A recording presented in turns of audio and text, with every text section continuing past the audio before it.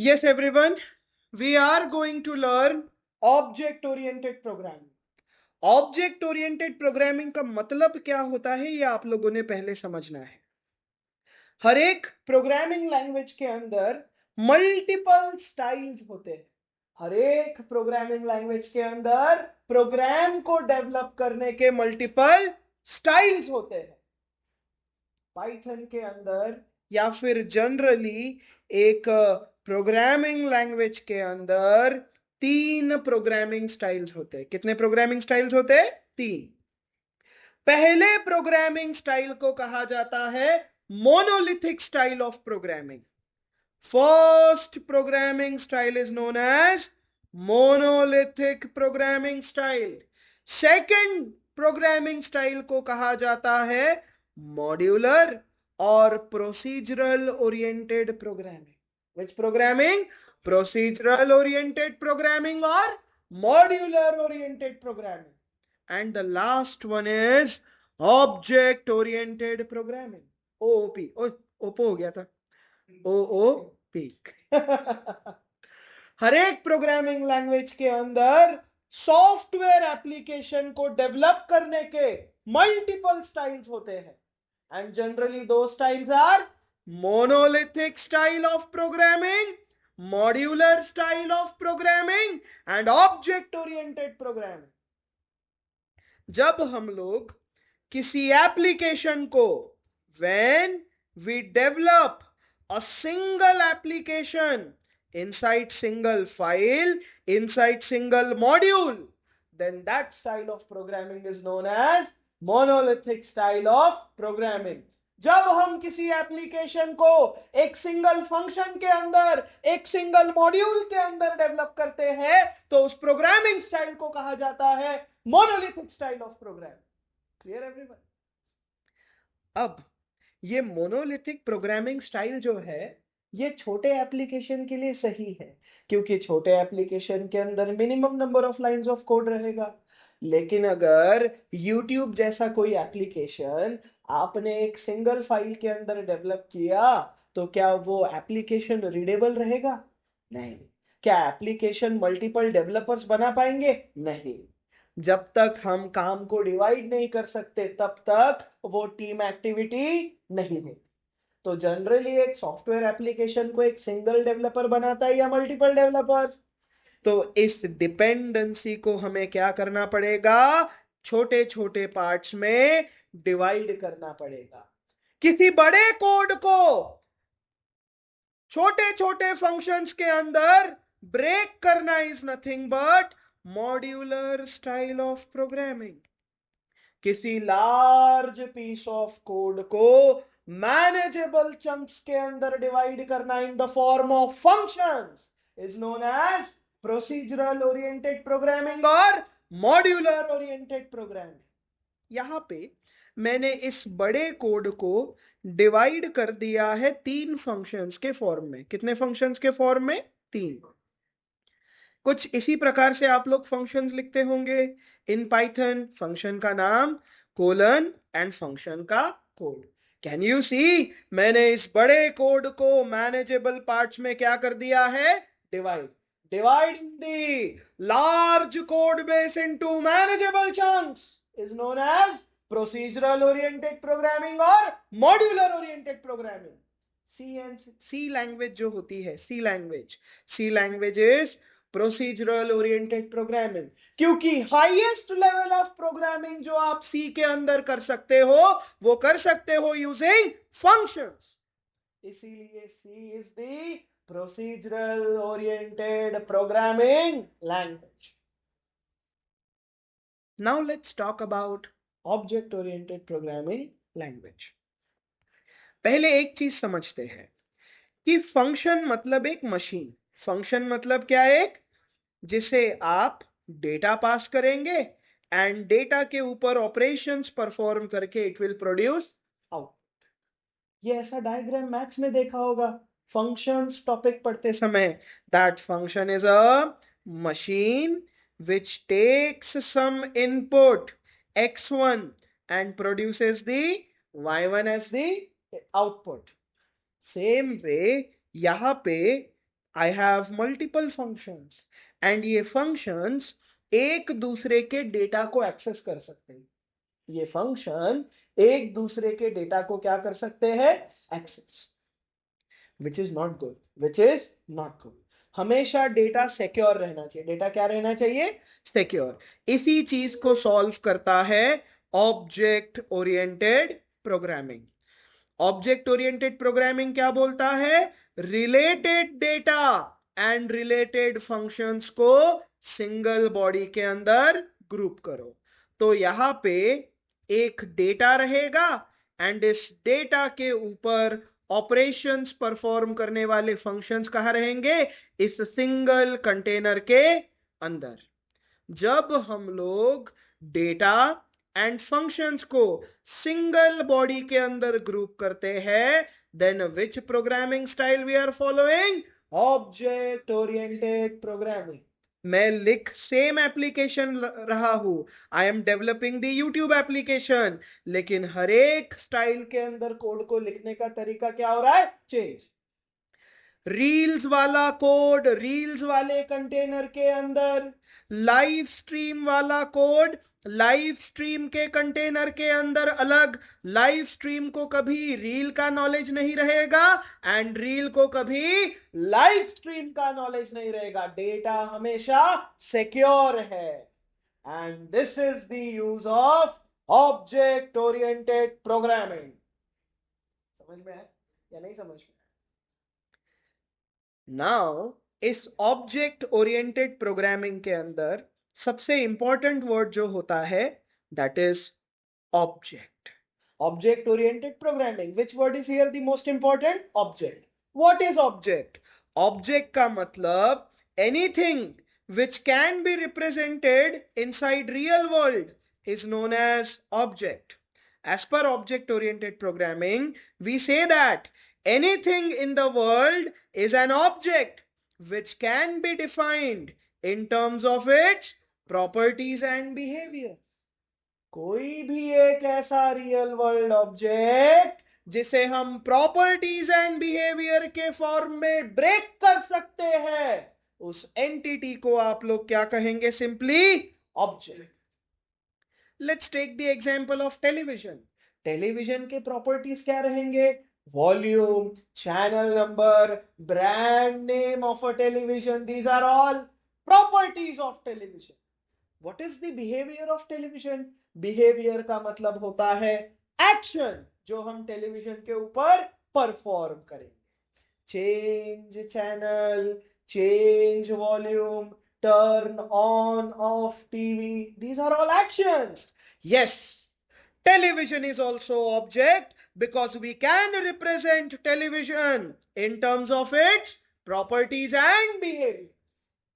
Let's try one more example. क्या car object है? Anything which exist in real world. And अगर हम उस चीज को प्रॉपर्टीज एंड बिहेवियर के फॉर्म में अगर रिप्रेजेंट कर पाए, then it is an object. What are the properties of car? Colour of a car, car का length, breadth, height, dimensions, car का ब्रांड नेम, कार का मॉडल, कार का engine type and fuel type. ये सारी चीजें car की properties है। What is the behavior of a car? Stop the car, start the engine, change gear, and apply brake, accelerate the car. These are all the actions जो हम car के ऊपर perform करते हैं. Yes, car is also an object because we can represent a car in terms of its properties and behavior. Same way, person is also a object. Why? We can also represent person in terms of its properties and behavior. ये आप लोगों के लिए. Is this clear? By the way, who is this guy? He is Alan Kay. He is the father of object oriented programming. इसीलिए ये idea लाया था. है ना सही चीज?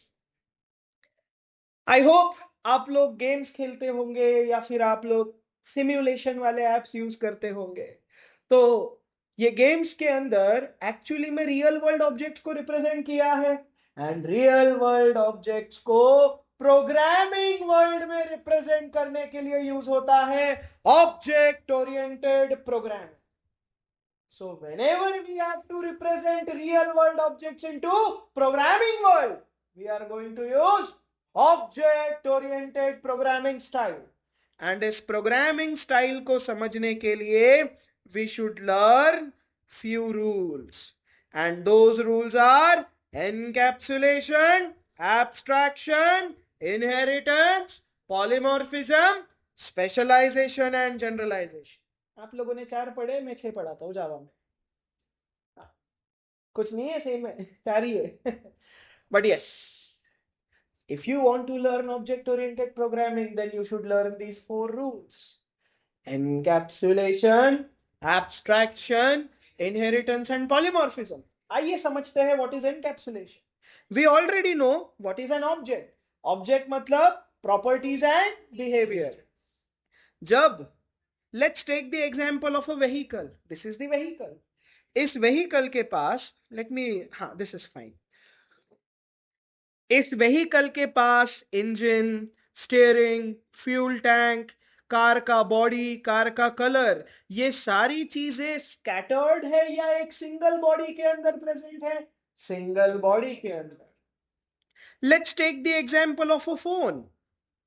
फोन के अंदर microphone, speaker, touch sensor, camera, क्या ये सारी चीजें स्कैटर्ड है या एक सिंगल बॉडी के अंदर प्रेजेंट है? सिंगल बॉडी के अंदर प्रेजेंट है. कैन आई से फोन के प्रॉपर्टीज एंड फोन का बिहेवियर दोनों सिंगल बॉडी के अंदर ग्रुप्ड है. प्रॉपर्टीज एंड बिहेवियर को सिंगल बॉडी के अंदर ग्रुप करना इज नथिंग बट एनकैप्सुलेशन. है ना आसान? Now let's talk about abstraction. क्या कार का इंजन विजिबल है या हिडन है? क्या कार चलाने के लिए इंजन का वर्किंग पता रहना जरूरी है? नो.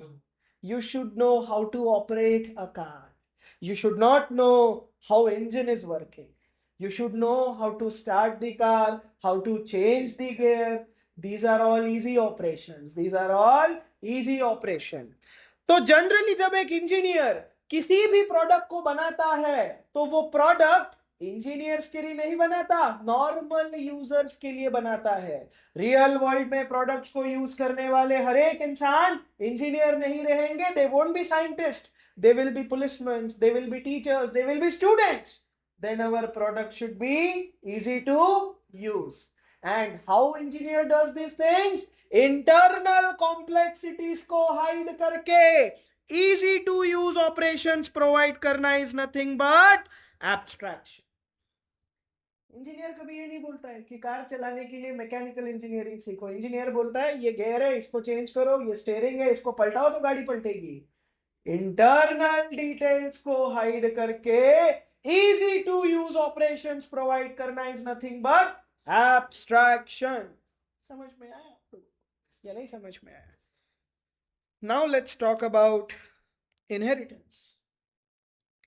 इंजीनियरिंग के अंदर एक चीज होता है कि अगेन प्रोग्रामिंग तो जाए तेल लेने, पहले इंजीनियरिंग की बातचीत करते हैं. हाँ, आप कंप्यूटर साइंस इंजीनियर से पहले या फिर कंप्यूटर ग्रेजुएट से पहले you are human, you are born engineer. Born engineer मतलब जो सोचता है. इंजीनियर का मतलब ये नहीं कि जिसके पास डिग्री है. इंजीनियर का मतलब एक ऐसा इंसान जो सोचता है यार ये चीज कैसे बनी होगी.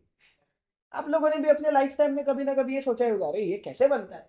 Then you are all engineers.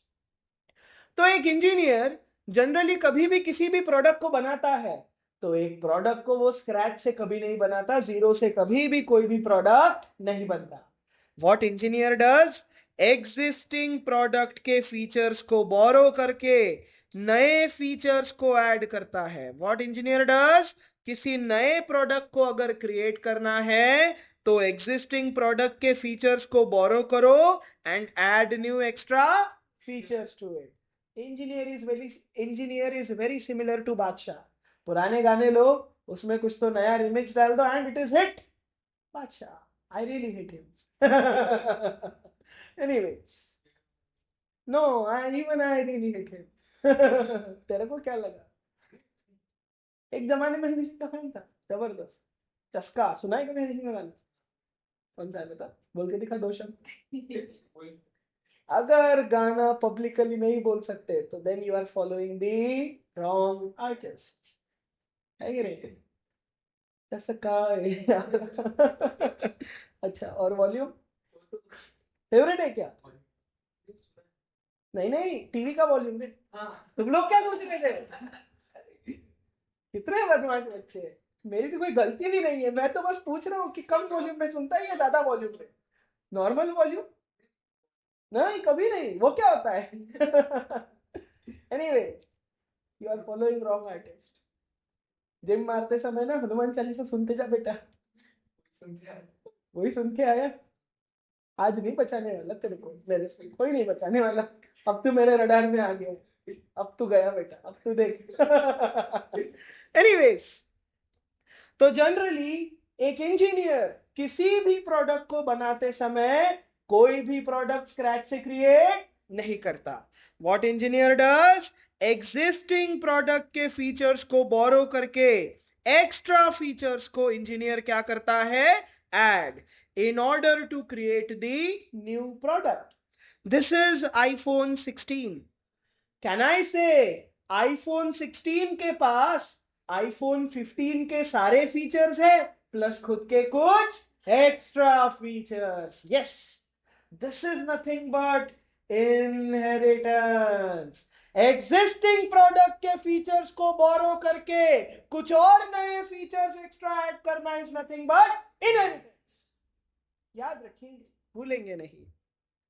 Let's take the example of this old car and new car. इस कार को कहा जाता है हैचबैक कार। क्या कहा जाता है? प्लीज एम्बेसडर मत बोलना। This car is known as hatchback car and this is sedan. Lexus मेरी favourite car. Can I say इस सिडान के पास ओल्ड कार के सारे फीचर्स है प्लस खुद के कुछ extra features? This car is having racing mode, AC, massager, कुछ तो होगा। दुनिया भर की चीजें इतनी महंगी है तो 2 करोड़ की कार है ना। तो कैन आई से this is the example of inheritance because a sedan car is having all the features of hatchback car and some of its own extra features. That is nothing but inheritance. What about this TV? हाँ, ये भी। इस smart TV के पास idiot box के सारे features है plus खुद के कुछ extra. I don't know, Indian parents don't call this as TV, they call it idiot box. पता नहीं आप लोगों के पेरेंट्स ने कभी बोला है ऐसे टीवी को? टीवी बोला या इडियट बॉक्स? टीवी बोला। कितने अच्छे पेरेंट्स हैं। मेरे घर में भी कॉल इट इडियट बॉक्स, क्योंकि मैं दिन भर बैठता रहता था ना टीवी के सामने छोटा भीम देखते हुए, Dholakpur. My father used to call me, अरे क्या इडियट बॉक्स के आगे बैठा है, अरे यू इडियट। छोटा बच्चा चौथी का क्या बोलेगा? हाँ। है ना? यस, कैन आई से this smart TV is having all the features of old TV and some of its own extra features. जैसे इस स्मार्ट टीवी के पास चैनल आगे पीछे वॉल्यूम अप डाउन वाले सारे फीचर्स है प्लस खुद के कुछ extra, Netflix, YouTube, internet. Yes, this is nothing but inheritance. Existing features को बोरो करके कुछ और नए फीचर्स ऐड करके नया प्रोडक्ट क्रिएट करना is nothing but inheritance. Now let's talk about polymorphism. Polymorphism का मतलब एक ऐसा फीचर जो मल्टीपल प्रोडक्ट्स में सेम है लेकिन फीचर का बिहेवियर अलग है, लेकिन फीचर का बिहेवियर अलग है। क्या बोला मैंने, समझते हैं। This is iPhone 1। iPhone 1 के पास भी कैमरा है, iPhone 16 के पास भी कैमरा है, दोनों के पास सेम फीचर है, click picture. Which feature? Click picture. क्या दोनों का पिक्चर सेम रहेगा या अलग अलग रहेगा? अलग अलग। Feature is same, behaviour is different. That is nothing but polymorphism, poly means many, morphism means form. ये आप लोगों ने कॉलेज में पढ़ा होगा। एक ऐसा फीचर जिसके मल्टीपल फॉर्म्स हो लेकिन behaviour object to object change होता है, उस फीचर को आप लोग कहेंगे पॉलीमॉर्फिक फीचर। समझ में आया? Same way accelerate pedal old car के पास भी है एंड न्यू कार के पास भी है। दोनों के एक्सेलरेटर को मैंने दबाया, क्या दोनों का एक्सेलरेट फंक्शन फीचर सेम काम करेगा या अलग अलग? This car will be faster, this car will be slower. Feature is the same, behaviour is different. Polymorphism, a feature whose behavior changes from object to object, such feature is known as polymorphic feature। क्या कहा जाता है? polymorphic feature। यहां pay feature के जगह अगर function बोलोगे तो पॉलीमॉर्फिज्म का सही डेफिनेशन बनेगा। अज्यूम करो कि इस व्हीकल के पास एक एक्सेलरेट नाम का फंक्शन है, फंक्शन जो गाड़ी को 40 के स्पीड से चलाता है, एंड लेक्सिस के पास भी एक्सेलरेट नाम का फंक्शन है जो गाड़ी को 200 के स्पीड से चलाता है। Feature is same, behaviour is different. Pure polymorphism. Games खेलते हो? गेम्स, गन वाले गेम खेले? पिस्टल से मारोगे तो डैमेज कम पड़ता है, but which function you are calling? Fire function. Button screen पे जब दबाते हो तब कौन सा फंक्शन कॉल होता है? Fire function. ऑब्जेक्ट किसका है? पिस्टल का, तो डैमेज कितने का मिला? 20 का। लेकिन अगर मशीन गन है तो 100 का damage. Function is the same, fire, behaviour is different. Pure polymorphism.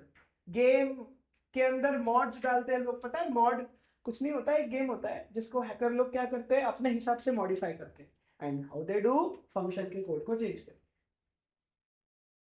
Models. I hope आप लोगों को सारे रूल समझ में आ गए। 40 मिनट चला हमारा क्लास, समझ